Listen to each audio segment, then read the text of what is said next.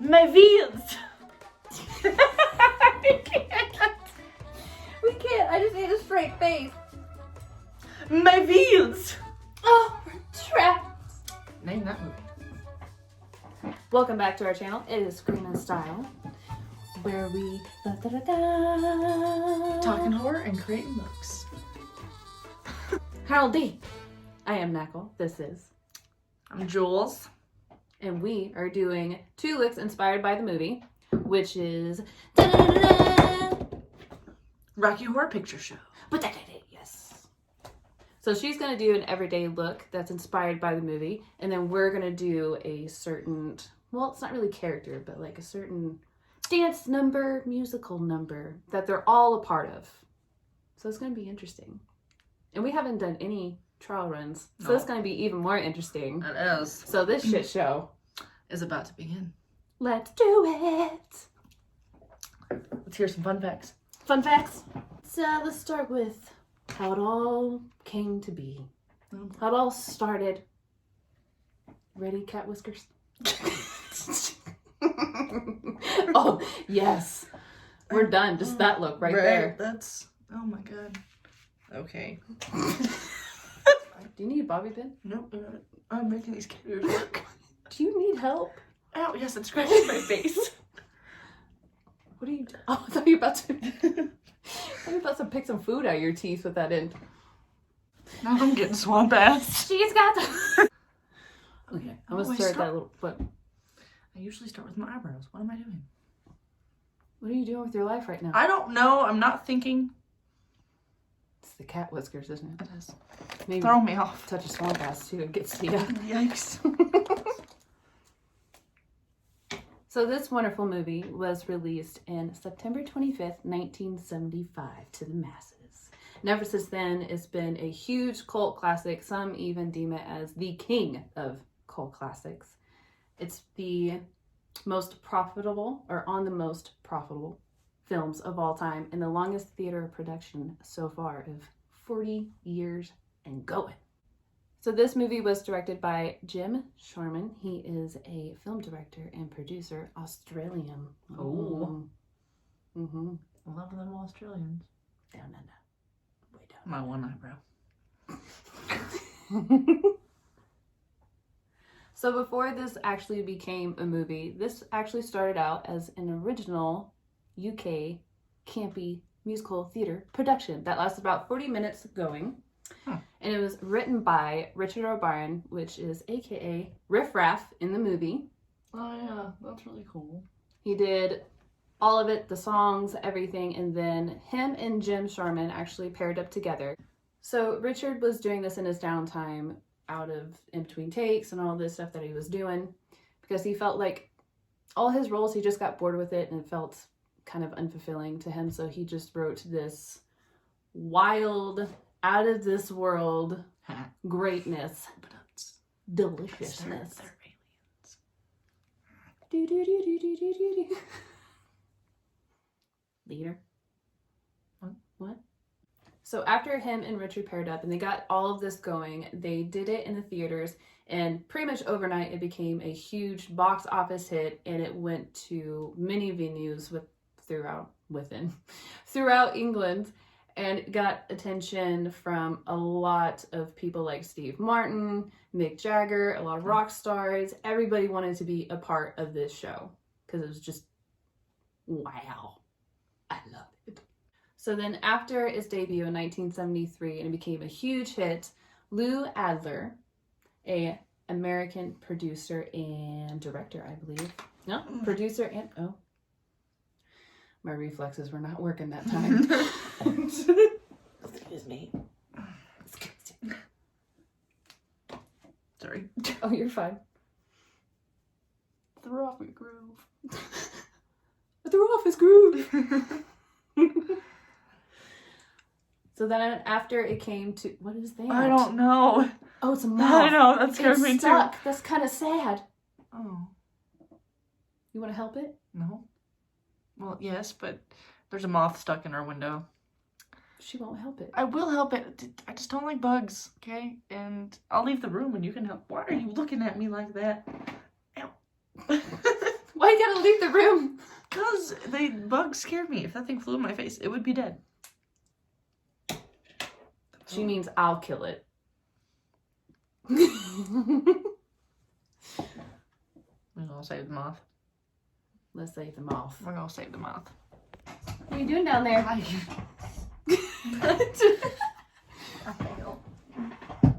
hate these kind of chairs. I went and got my nails done the other day, and I literally was just, and I did that at one point, and I was like, what is happening? So the moth's gone. Couldn't find him. Yeah, we thought we were gonna be heroes today. We're not. My dream is crushed. I didn't want to be saved. I wanted a cape. You know, do stuff. With a cape? Flowing in the wind. Don't know what my name would be, though. Let's not even. We won't go there. We'll not go there. Anyway, back on topic. We're getting off topic. We're getting off topic here. But it was really fun. That stupid phrase. Every time. Oh, I was like, I thought you were going to say, that stupid moth. I was like, it's a back. No, just the phrase that comes out of my mouth. It That's does. kind of annoying. What you say, so it's really fun. So it was really fun. But it was really cool.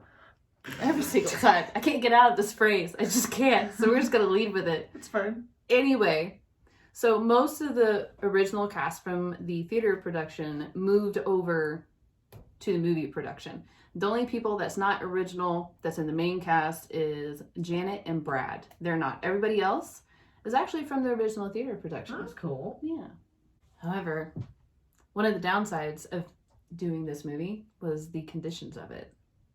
Why? Is it always bad conditions? God. Look, great movies have bad conditions in the beginning. I don't know what to tell you. It all stems from bad conditions. What stems from bad conditions is just great caliber of shit. Great caliber. You need to like lower that caliber. Oh. Damn. It's not. I mean. But it was shot in Bray, England, where it was in a mansion called Oakley Court. However, whenever they got there, it had... You ready? You ready for this? No roof, really. There wasn't a roof on the place? No, not really. There wasn't. It was very rundown. I mean, I guess you really don't need a roof. Who needs a roof when you got a mansion? What mansion needs a roof, really? Have a tarp set up. You're fine. You're living the life. That works. Unfortunately, since this place was run down, pretty much had no roof, they shot it in the middle of winter. Oh, no. I just put you behind my ear. Do you want a bobby pin? Nope. Your cat whiskers aren't helping you very much. No. I literally have a snooky poof going. You remember those bump hits? I don't know if they're called bump hits, Bump but it. like... Twist it. Pull it. Smack it. Oh, that's not part of it, is it? Bump it. No, it's not. That was the X-rated version, sorry. So on top of being shot in the middle of winter, everybody's cold, freezing their butts off, this place had no heat. Oh. No bathrooms. That's right. What? No. But because this was, not the best conditions, everybody was always wet and cold, and Susan Sarandon. Who is that? She is Janet. Oh, okay. She plays... That's who that is, yeah. Yeah. She was talking to The Guardian one day, sitting there, telling about all her past life experiences, as people do. She's like, by the way, whenever I was working there, I immediately got ammonia. Pretty much. She said the whole cast and crew was wet and cold all the time, nonstop. Oh, no. And they don't really have anything on. No. I think the most clothed person there was Riff Raff. Yeah. Everybody else was in like tidy whities and shit. It was very scandalous. Scantily clad. However, through all these bad conditions, they had one saving grace. One room that had all the heaters in the world. Until tragedy struck. And it caught on fire. Oh my god. So now let's move on to some juicy stuff. Here's some juicy stuff. I'm ready for some juicy stuff. So the man who plays Brad in the movie, Mr. Bostwick, He is actually, I thought that you'd find this really fun. He is the one who originated Danny Zuko on Grease before he went to the Rocky Horror Picture Show. Oh, wow. That does not. Calm down! Arsha. Okay. And then Richard O'Brien, he originally actually wanted to play Eddie, the one on the motorcycle. But then Charmin was like, nah, dude, you gotta play Riff Raff, you're better with that. So he convinced him to do it. So we have Rocky, aka Peter Hinwood. He actually said nothing in the entire movie. His lines were completely dubbed over. What? So, yeah, that's not his singing voice. And the lines that are in there, they were all dubbed over. So he literally says nothing in the entire movie. That's sad. I know. I was like, that's a nice hunk piece of meat, so I'm saying. Just saying. Touch me. Just saying. I don't want to be dirty. And then we have, I guess they actually had an Easter egg hunt on set for real. And there's literal Easter eggs in the movie that you can try and find. And there's 3 of them. That's cool. We'll do that next time we watch it. So the first one is, let's see, underneath Tim Curry's throne. Whenever, I guess like in the Time Warp throne, whenever they're in there hanging out. That's one under there. The second one is in place of one of the lights in the main room of the castle. The third is in the elevator when they go up to his lab. Okay. So we'll try and find those. Yeah. Have you guys found those? Let us know. You'll love this one. So allegedly, you know the skeleton clock? Yes. Allegedly, that skelly clock is real. There's an actual skeleton in there. Oh, God. And so, the Skelly is a former lover of a rich woman. Get it out. Rich. There we go. Rich. Who couldn't bear to be apart from him, so she had the clock coffin made. Ooh. I don't know. The things people will do for that. And this actually sold at an auction in London for €35,000, which today would translate into $70,000 doll hairs. Sorry, I'm trying to get the crowd. That's insane. Yeah, I'm trying to do something. I'm here. sorry. I'm trying to give people juicy details. And you're glitter and you were just, that's a show. It's being uncooperative. Yeah, because you're beating it too hard. Gentle. You gotta be gentle with it. Some things don't always like to be rough. Well, then those things are boring. Oh. Just a little tip for anybody who's listening. You want to get one of this. All of this. Oh my. Cat ears. Okay, we're done. Vodka. Oh, shoot. Okay, back to $70,000 for a freaking clock. I wouldn't be able to do it. Yeah, I'm too paranoid. I'm like, we gotta put some salt on the bones and burn it like some supernatural stuff. I need to watch it. Next time they come here, we're coming to Comic-Con. I need to see them in person. I would faint. Okay, Janet. How many times did she faint in the movie? Not as much as I thought I was gonna see, it being so old. True. Maybe like 3 times? 4? I don't know. Yeah, she definitely is not worth... She's kind of useless. I'm sorry, Janet, but you're just kind of useless in a bad situation. You just faint and lay there. So interesting enough, Tim was almost... When I say Tim, I mean Frankenfurter. The actual, but I just say Tim because that's the actor's name. And Frankenfurter is too long and it's just too much to say all the time. It's a lot to say. So Tim was almost German. Could you imagine? German accent the whole time. I could see it. Right? I would like that, actually. I think that would have been cool. Patricia Quinn, aka the maid. Remember her? Yeah. Really? Oh, yes. Frizzy hair. Frizzy hair and all that. All that She was fun stuff. actually because she is part of the original theater cast. And she was very furious because she didn't get to sing the opening song. Calm down. And she was so furious that she threatened to drop out of the movie completely.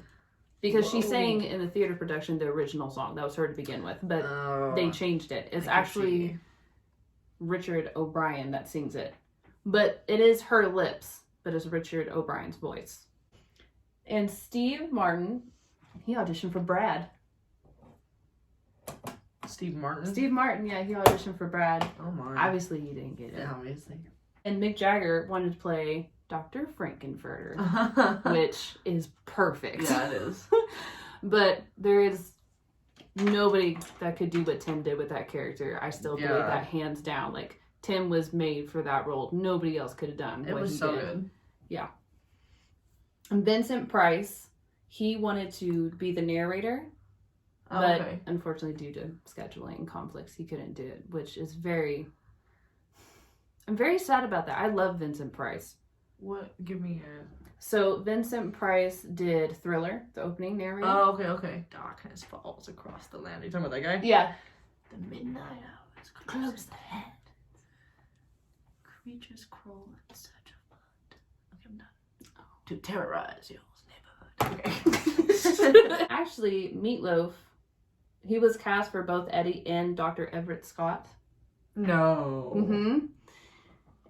That was him in the original play. He did both roles. Oh, wow. And he actually wanted to keep doing that for the movie version, but they're like, no, we're just going to do it this way. He was disappointed, but he did go on record saying, you know, the guy who did it did a really great job, and he praised him for it. Oh, so that was pretty that's cool. good. Yeah. And the stuntman, so the way they did Eddie's part whenever he's on the motorcycle. Okay, yeah. Uh-huh. Going like This up is the thing. Yeah. So the stuntman is actually the one that's riding the motorcycle. Eddie never, or Meatloaf, I should say. Right. Meatloaf didn't actually ride the motorcycle because he was very cautious of it and he didn't like it. It's like a military grade motorcycle or whatever. So instead, what they did, they got a wheelchair and put handlebars on it and a camera. Oh, that's great. So whenever it's the close-ups, it's him in a wheelchair, and the motorcycle is the stuntman. That's funny. Mm-hmm. But unfortunately, the wheelchair was too heavy, and it flipped over, and it cut Meatloaf's arm and destroyed the camera completely. Oh, no. And then later on, the stuntman, he tried to catch Meatloaf, but he tripped and broke his leg. Oh. And then later, he drove the bike around the room and accidentally fell off the top ledge, and the bike fell on top of him. Jeez. Right? This guy cannot get a break. Gosh. In the scene, whenever Frankenfurter yanks the tablecloth off the table and reveals Meatloaf after they're eating meatloaf. Gross. The only people who actually knew that there was going to be a corpse in the table was Tim and I think Richard O'Brien. So everybody's reactions that you see in the movie is for real. And the famous floating lips that everybody loves, that was actually inspired by Man Ray's 1936 painting The Lovers. Oh. And you red lips. Right. You will have them later. Oh, I will. I will. I will. My wheels. The famous line of "Don't dream it, be it" is actually from the back of a magazine that Richard got. I'm about to be a little rough on some glitter here. You might want to look away. This is... God, let me shield the camera before you start banging away. Get. Okay. Oh, you remember the part whenever Dr. Everett Scott, he goes up and he comes bursting through the wall through the lab? Yes. Okay, so that is because the set builders actually forgot to put a door in the lab room, so he had to crash through the wall. Oh my god. I need tequila. I need tequila.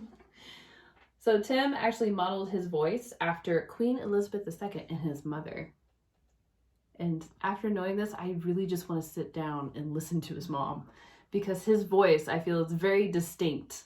Like the character? Like, okay. His character's voice. It is very... So there's a DVD commentary section whenever you buy it.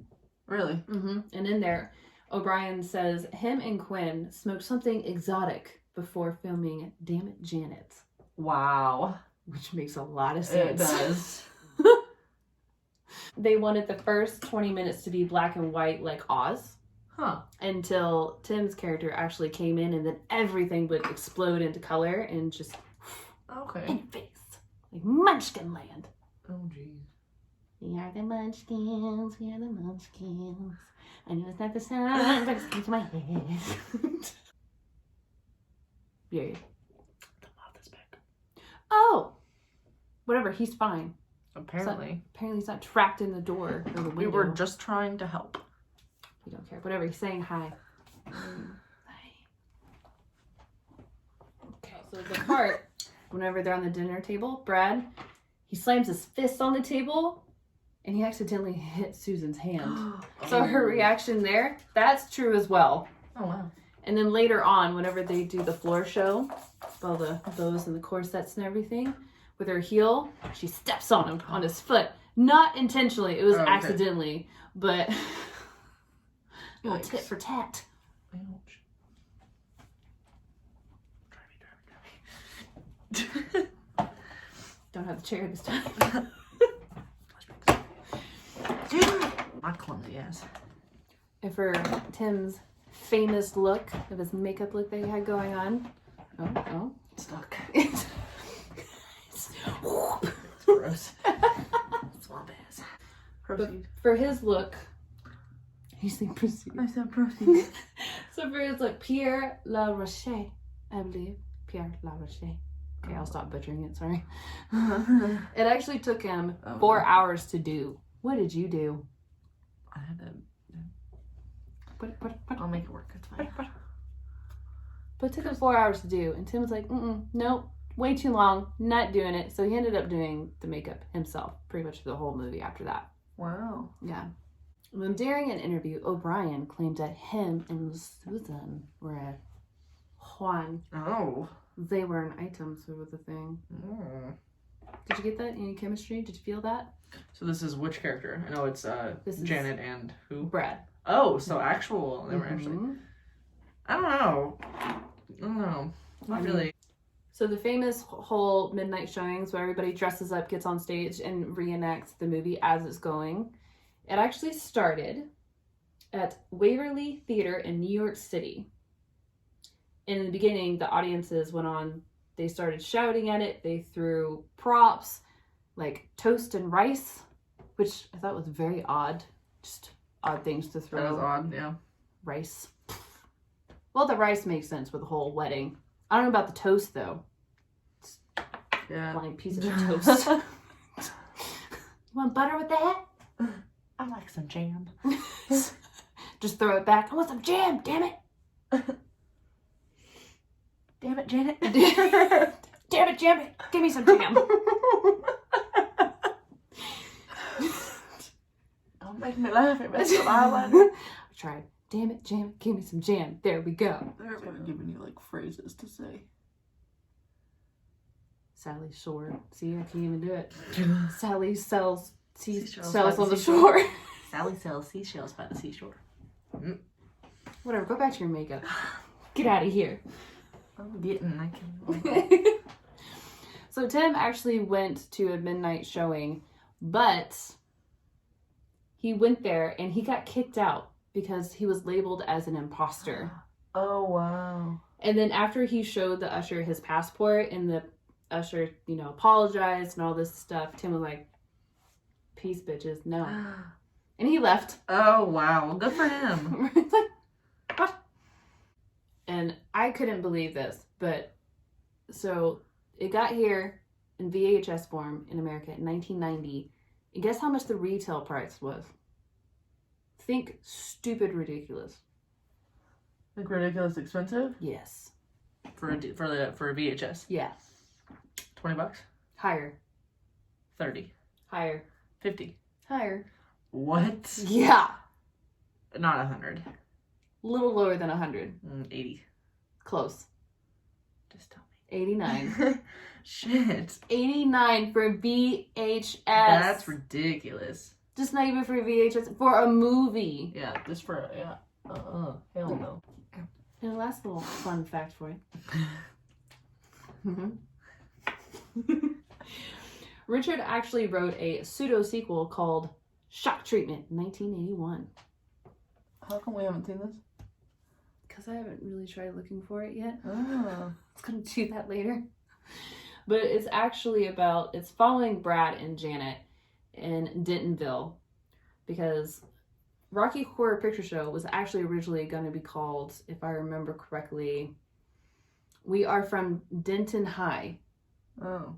But Starman was like, nah, Rocky Horror Picture Show. Let's do that instead. Right. But it's where they're in Dentonville and they participate in a game show with dire consequences. Oh. Dun dun dun. That sounds intriguing. I guess people get tortured and die. I don't know. Oh, wow. I haven't seen it yet. And then there's another sequel called Revenge of the Old Queen.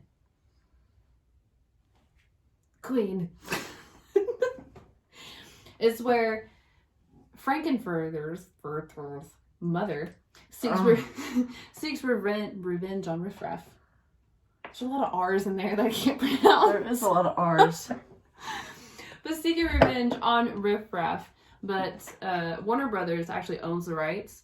But obviously, nothing's happened with it, and I don't think there's gonna be any green light anytime soon. I would assume. Yeah. But I would be interested in seeing that, of how they would try to recreate that today. Yeah, me too. Of that vision, and the whole famous number of "Let's do the time warp again." Yes. So that was actually a filler song. Oh wow. I thought that was pretty unique. Turned out to, your filler song is actually the most iconic. Yeah. That's funny. Mm-hmm. They said, after the show took off and it was 40 minutes long and all that stuff, said it took a life on its own, and they decided, everyone needs a good dance number. They do. And they nailed it. I really like how the narrator in the movie goes along with it. Yeah. And really instructs you what to do. I love that part. That was great. But they did the time warp because it helped introduce the audience to the dramatic change in tone when Brad and Janet enter the castle. The castle. The castle. And actually, Susan, she went down just to say hi to Tim Curry when he was doing the show. And they got her to read for Janet. She originally didn't even audition for it. That's cool. She said because she would have to sing and she didn't feel comfortable singing in front of anybody and all that, so a little bit of stage fright, but they got her. And so this movie turned out with a $1.4 million budget, and it turned out for the box office, give a little guess. What would you how think? much they made? It was a huge hit, so think high. 6 million. Oh, way higher. Whoa, okay. Yeah. 30 million? Way higher. Okay, I don't know. I'm not good at this. 170 million in box office, it turned out. That's insane. Yeah. Huge hit. Mm-hmm. So I think it's funny that you could go see this movie in theaters. I don't know. I really want to go one night whenever, if how all this turns out, we're able to do this again. I don't even know if they're able to do it now that things have kind of subsided, but I would absolutely love to go and do this one time, just once in my lifetime. I don't care if I'm 60 and it's my first time doing it. I am going to do it. We'll go as old Bettys. Yes. So while researching this wonderful movie of a science fiction flick and B-grade parody horror movie, which I love finding out that this was just parody in itself too as well, which just made it even better for sure. Yeah. I was supposed to think this was weird and hilarious. I'm glad. Mm-hmm. But I really wanted to know why this movie is pretty much the king of cult classics, why everybody loves it so much, and why it's still running strong. And when I was going through it, there were Jim Sharman, he actually did a little quote. He's like, I love that audiences have derived such pleasure from it, whether you dismiss it as a B-movie schlock, which some of it is, often deliberately so, or perceive its depths which simmer below the surface, or treat it as wallpaper for a party. I don't know why, but I really like that. Wallpaper for a party. That's cool. Yeah. It's a good way to say that. It seems to satisfy some mysterious need. And he also went on to say, he said, "I love that outsiders have found a movie that speaks to them. It's certainly the late night audience who made it a classic. It wasn't made like any other movie and was left alone to be itself. So it has a life of its own." And there's this one article by Bill Wyman. It was done in October 16, 2015. And he did a piece on it of why it was very meaningful and impactful for others and himself. And it's at vulture.com. But he was saying, to a quote, whenever he was younger, he said, "Bill changed my life," which was a friend of his. "It was senior year and he took me to this weird movie. It was called the Rocky Horror Picture Show. I had no idea there was a world like that out there. And I was never the same after. I literally would not be here today if it wasn't for that night."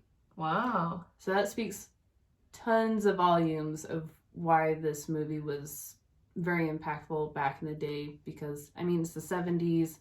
There's a lot of oppression for certain types of people. Yeah. In this movie, I felt, and it seemed during the research, this was an escape for those labeled an outcast or a freak or a different lifestyle that the world really did not approve of. This was their escape, and to let people know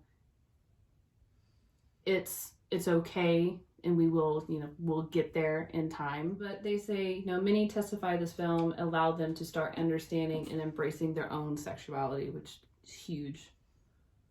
Because even back then, even with heterosexuals, it was taboo to even talk about your sex life and really embrace it to begin with. So even adding on a different lifestyle that's not the norm, it's going to be frowned upon for sure. Very, to say the least.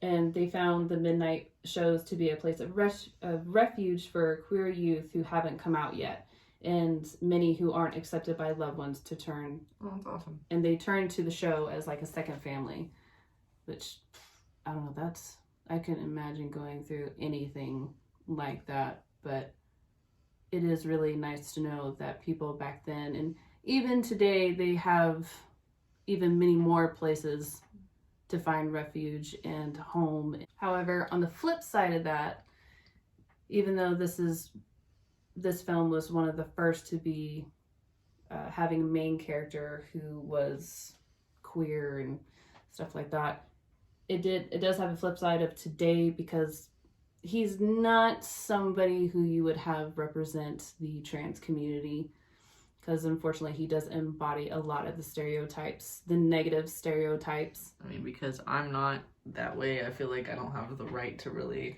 I just talk on it, It's like I just want to touch on it just a little bit of why why this movie was impactful, but I don't want to go into detail because it's not my place to. And, we don't have that lifestyle, but we support and we encourage any type of lifestyle, whatever makes you happy, whoever you love, and however you do it, do it. As long as you're happy, as long as you're not hurting anybody, I'm fine. Yeah. Pretty much. As long as you're not a Jeffrey Dahmer, Wayne Right? Gracie. We like you. We love you. But in this article by Grace Larson, I feel like she summed this up very well. And she said, it is okay to love a problematic favorite so long as you acknowledge the flaws within it and the communities that may be hurt by those flaws.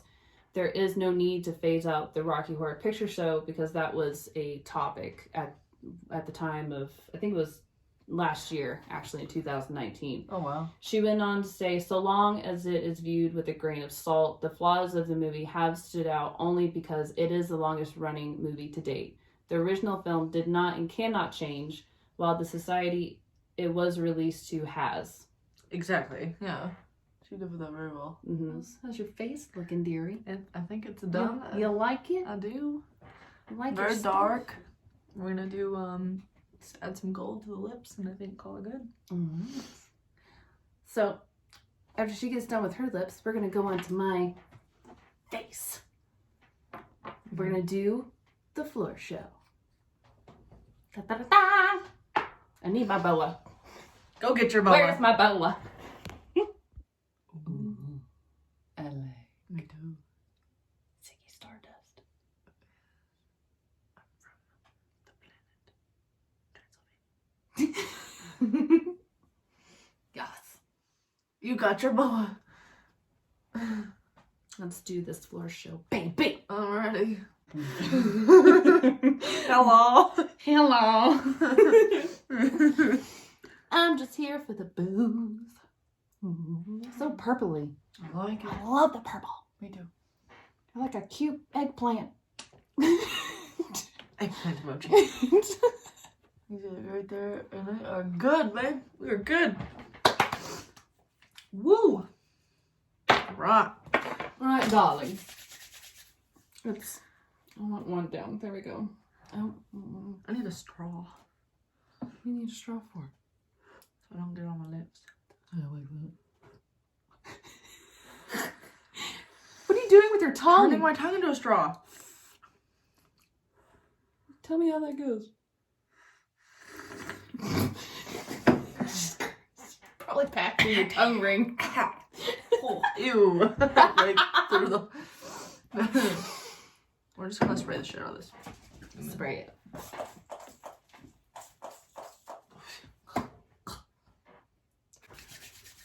Yes, darlings, we are gonna go with the second look. Here we go. What are you doing? I got a piece of lime. Oh no. Punk Barbie at your service. Here we go. Alright. I need a picture. Paint me like a French whore. Can you get... You're gonna get it in the boa. But I'm in character. Okay.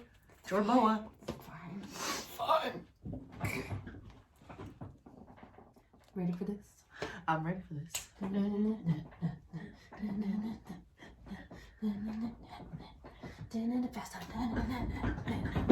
Okay. Need the cat ears. Put the cat ears on, woman. Ooh, eyeshadow. Mm-hmm. But God dang, poked me. That side's pokey. It's lethal. Okay. I took some notes while I was watching this movie. I liked it. I was just I need to see it again so I can just like take in everything that I already know is going to happen and just watch it this time instead of just be like, what the whole time. Like I barely got the plot because I was just like, what really. The whole movie is mentally, it just messes with your head. Straight slaps her in the face, Frankenstein. Yeah. And she was running away from him, and Brad was like, sorry babe, gotta save the doctor first. Right, just like wheelchairs him around. Right. Like, okay, well Brad's out. You probably shouldn't marry him. Yikes. We rewatched like the musical numbers, and I actually heard what they were saying this time in them, because the first time I was just, I don't know, my eyes were too focused on the chaos that was happening during the musical numbers that I couldn't really listen to it, and we watched them again, and they were actually very clever. I liked the song. I liked, like, the soundtrack was very good, I thought. It's just unfortunate during the movie, you really can't distinguish any of the words when they're singing. Yeah. No, you can't. It's hard. Yeah. I'm kinda blue, na-ma-dee.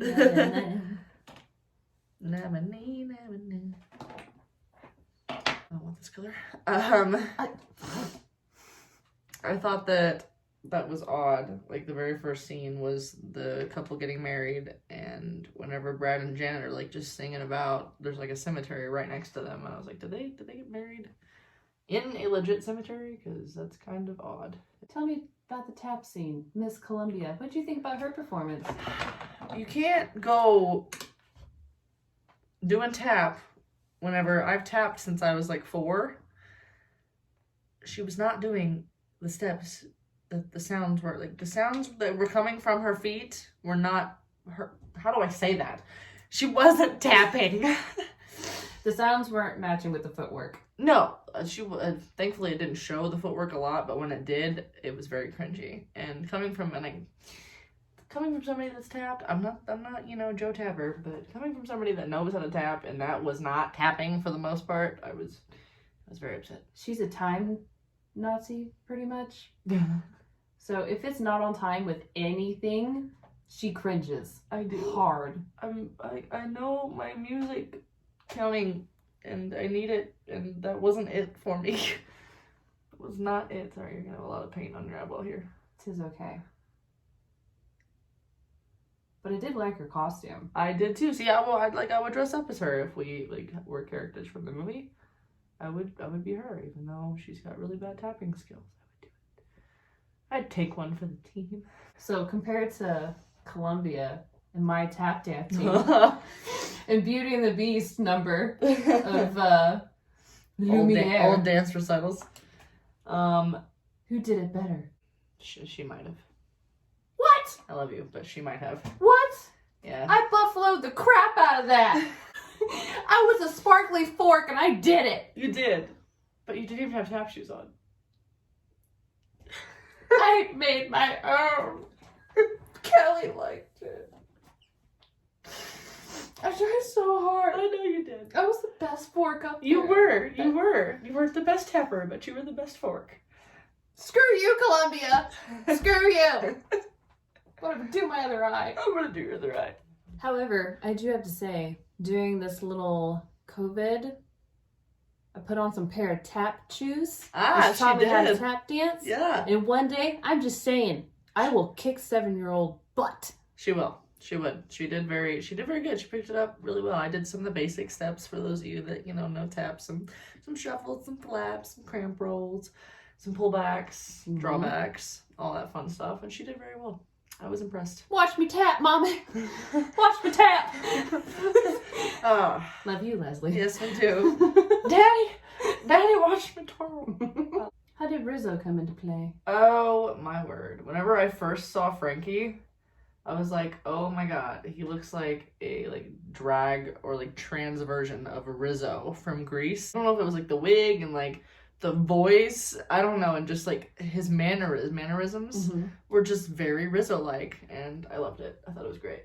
I was like, oh, I love you. Okay, I'm introducing my creation, and I was like,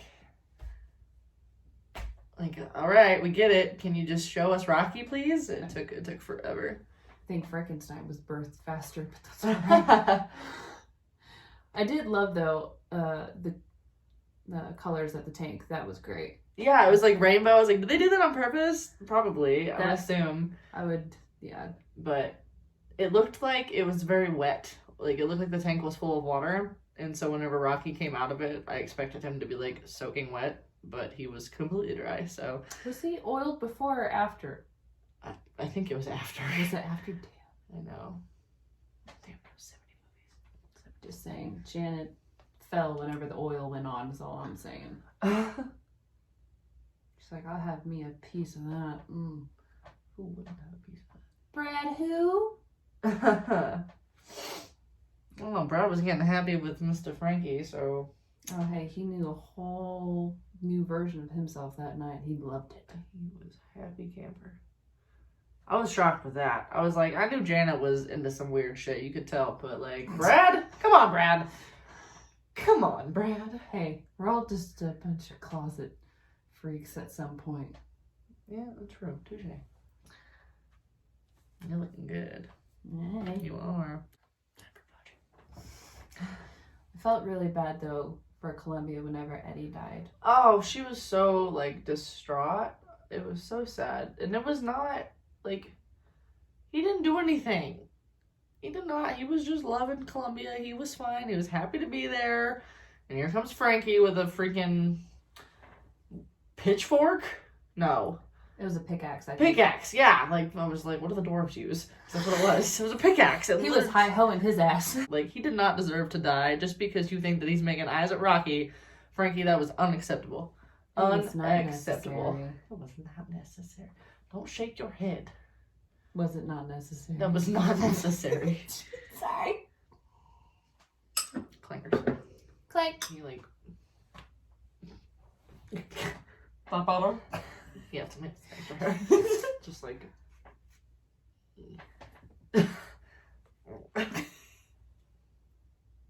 feel like the Hunchback of Notre Dame. Or Riff Raff. Right. God, he was so hunched. Time is fleeting. It's the best I can do. You didn't want to have a hunchback time is There you go. fleeting. If you had a choice and you were offered any role in the movie, who would you be?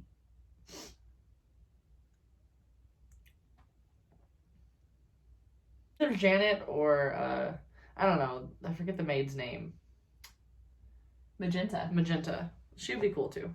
Magenta would be a lot of fun. She's just crazy and out there, and I feel like that'd be a great time. It would. Yeah, what about you? Who would you be? I would definitely probably be Magenta. Yeah, definitely probably. Definitely probably. Definitely maybe. You know?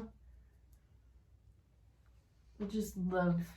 Because you never really are able to just go out of your mind like that and deem it be okay in society. Yeah. So to be able to have an outlet and just be that type of character and it's okay and you're getting paid for it, yeah, sign me up.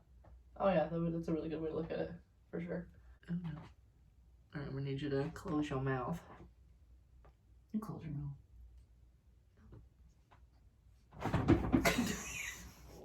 What? Shut up. Shut up, shut up. Just shut up, shut up. I don't know. I mean, like, final thoughts. What for you? What? Whenever you're first watching it, it's definitely a mental mindfuck, as Frankenfurter put it very nicely. It's jarring, it's surprising, it's shocking, but it's wonderful and it's odd and ridiculous. I really love how it does have a theme of sexual liberation and acceptance of just being human. Yeah. And wanting to explore your sexuality, and they're blooming into it, and they're finding things about them throughout the movie. Probably not in the best way, right? But they are in a sense embracing their sexuality, and I find that really powerful and really cool. And of course, how it is bringing to the stage in the 70s a lifestyle and a character. However, like we said, there are flaws, but taking it with a grain of salt, it was progressive for its time, and it's made an impact for a lot of people in a really great, meaningful way. And still today, like, I think it's crazy that it still, like, you know, affects people today and inspires and does what it does for those people. I was shocked at the content just because of when it was produced, you know, like, I was very shocked, but I'm glad to know that people were still, you know, being themselves and doing their thing back then. And I just fell in love. The moment Tim Curry came onto the screen to do his number, I fell in love with that man. Like, there was such a superpower to him in the way he talked, the way he moved, the way he just sang and did everything. I fell in love with it. There's nobody else that I firmly believe that could do what he did. I love him. He was incredible. I love him. Don't move too much in your love. I'm sorry. I'm just saying, if he came to me in the middle of the night, I surrender. And kudos to him for wearing those heels. Right? I don't even think I can just walk in those heels. You're looking like a T-Rex. I would be looking like a T-Rex. So would I. It's okay. That's funny. It looks good. You're looking good. You're looking like you're supposed to. Need some wings. So I can fly away from here? Yes. One day I'll fly away. Oh, allergies. Leave all this to yesterday. Wrong movie.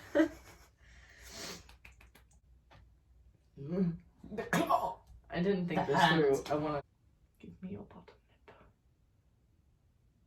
I like painted the white to where I don't know where your lips are now. I'm like, well down. Give me big juicy lips like the movie. Do this. Oh boy. What did we do? No, it's just a little bit of white and the stuff's there. A little bit of pink in the white. Come here. What? I feel like the lips of Patricia Quinn. Okay. I'm not gonna sneeze on you. I sure something on my. Did you sneeze on your chin? I did. Go. I think you're done.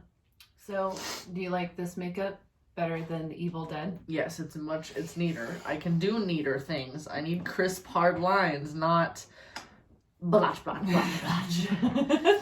So yeah, I think you're good. All right. Now give me back my boa. You told me I couldn't have. Sorry, to put white. Anyway. Phase 1, Phase 2, Phase 3 final looks coming your way. Here we go.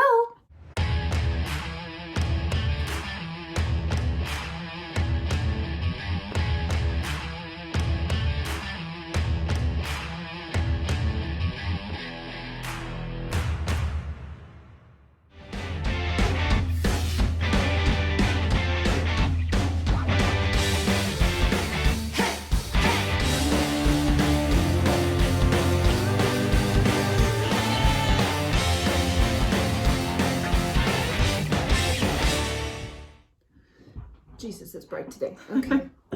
Hey guys, thanks for tuning in. We really hope that you enjoyed our video about Rocky Horror Picture Show. Unfortunately, we are only going to be able to upload twice a month due to our hectic schedules. I know we said once a week, but we'll get as many to you as we can in a month, but we're shooting for 2. So make sure you do a like button if you liked any of our costumes, any of the juicy fun facts that you learned. Make sure you subscribe and not only put on that notification bell, put notifications on your phone, because just subscribing doesn't do it nowadays, unfortunately. But we love you.